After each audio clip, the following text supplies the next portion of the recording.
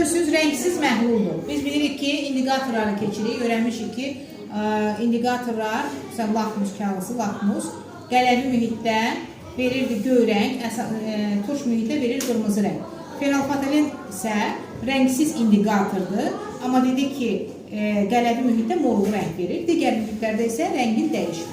Baxın, görürsünüz ki, tam rəngsiz məhluldur, qələmi məhluldur. Mən bura lap az fenolfotalen əlavə eləsəm, baxın, 1-2 damcı fenolfotalen əlavə elədim, gördünüz rəngin dəyişdiyi.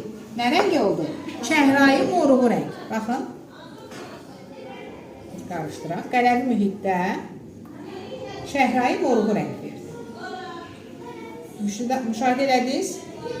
Deməli, fenolfotalenin rəng dəyişmir. Fenolfotalen özü kristal maddədir. Suda həll elədikdə indikator kimi istifadə edirik fenolfotaleni. İndi isə biz bura biraz turşu əlavə edək. Turşu.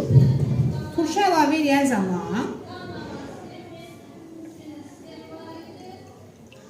baxın, biz təzdən neynədik?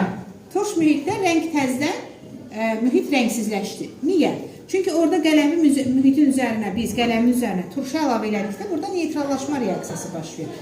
Yəni, həmin qələvi turşu ilə reaksiyaya gedir və neytral mühit yaradır. Neytral mühitdə isə fenolfotalen rəngi dəyişmir. Yəni, mühit yenidən rəngsizləşir.